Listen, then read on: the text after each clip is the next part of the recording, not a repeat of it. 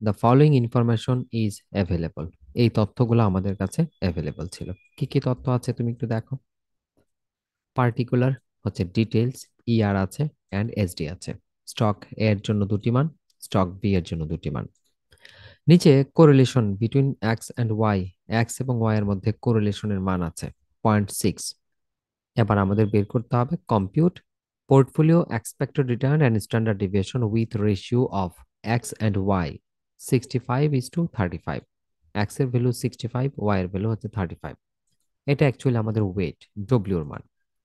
আমরা বের করব expected rate of return and standard deviation. তো আসো আমি এক্সপেক্টেড রেট অফ রিটার্নের ফর্মুলা লিখি।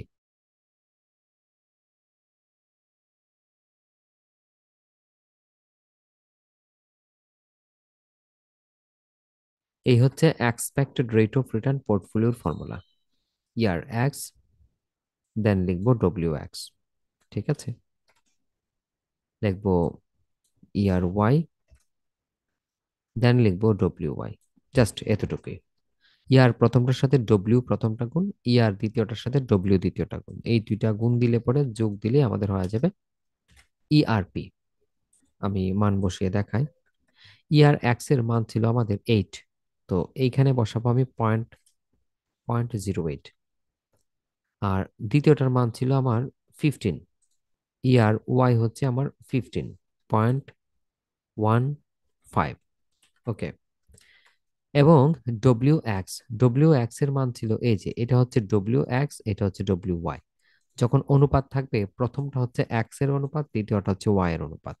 তো প্রথমটাতে আমি বসাবো 0.65, আর দ্বিতীয়টাতে বসাবো 0.35। এখন তুমি বলতে পারো যে প্রশ্নে তো ছিল 65 এবং ছিল 35, আমি পয়েন্টে নিলাম কেন?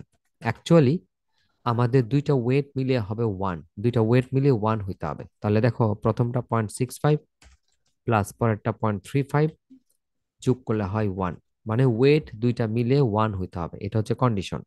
ওয়েট কখনো 1 এর চেয়ে বেশি হবে না। তাহলে প্রথমটার ওয়েট হবে 65 পয়েন্টের, দ্বিতীয়টা হবে 35 এবং পয়েন্টের, দুটা যোগ করলে 1 হবে। এবার পুরোটা একসাথে মেশিনে বসাও, দেখো আমাদের একটা রেজাল্ট চলে আসবে 0.1045।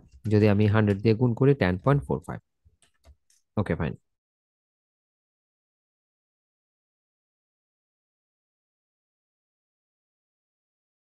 Standard deviation portfolio. Standard deviation পোর্টফোলিওর আরেকটা নাম আছে, আমি এটা লিখে দেই। স্ট্যান্ডার্ড ডেভিয়েশনের আরেক নাম হচ্ছে রিস্ক পোর্টফোলিও। তো আমি এসডি পোর্টফোলিও সূত্র লিখি।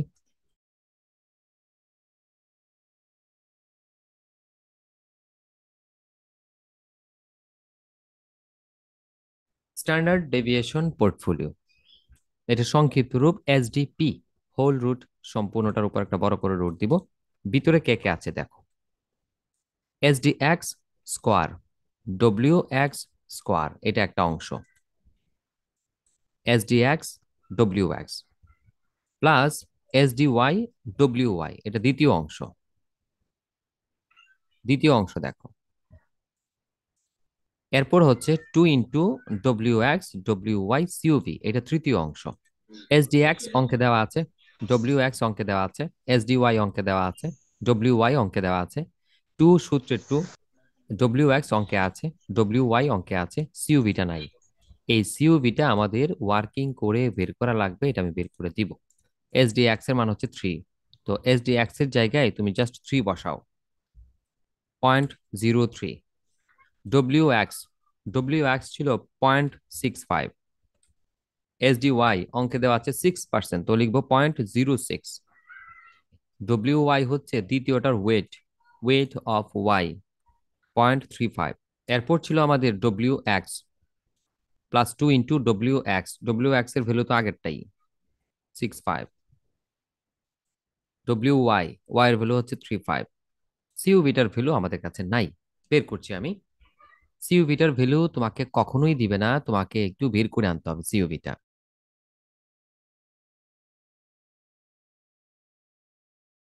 এই হচ্ছে আমার সিওভি। পুরো নাম হচ্ছে কোভেরিয়েন্স, সংক্ষিপ্ত নাম হচ্ছে সিওভি। এই সিওভির ফর্মুলাটা দেখো। এসডিএক্স, এসডিওয়াই ইন্টু আর, এই তিনটা গুণ দিলে হয়ে যায় কোভেরিয়েন্স। এক্স এর মান ছিল 0.03, ওয়াই ছিল 0.06, আর এর মান হচ্ছে 0.6।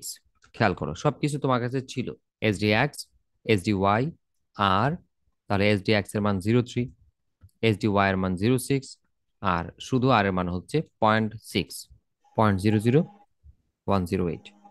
আচ্ছা, আমরা ওকে। কোভেরিয়েন্সের মান পেয়েছি, তাহলে কোভেরিয়েন্সের মানটা কোথায় নিয়ে বসাবো? ওই যে আমাদের সূত্রে, তাই না? আমরা কত পেয়েছিলাম কোভেরিয়েন্সের ভ্যালু? 0.00108। এই পুরোটা একসাথে ক্যালকুলেশন করবা। আর এইগুলা দশমিকের ব্যাপার, তো দশমিকের জন্য একটু কম বেশি হয়ে যাবে আনসার। হ্যাঁ, তুমি জাস্ট পুরোটা ক্যালকুলেটরে বসাবা, পুরোটা যেভাবে আছে মেশিনে বসাবা, যে আনসারটা আসে সেটা রুটের ভিতরে বসাবা, পরে এটাকে রুট করবা, যেটা আসে এটা বসাবা, তাকে 100 দিয়ে গুণ করে যাই আসে।